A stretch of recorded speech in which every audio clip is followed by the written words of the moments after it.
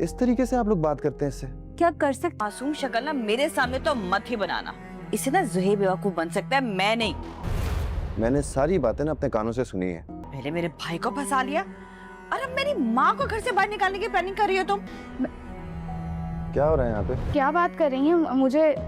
मुझे वाकई नहीं पता था। आप लोग चाहें तो ज़ुहैब से पूछ सकते हैं। इस तरीके से आप लोग बात करते हैं इससे?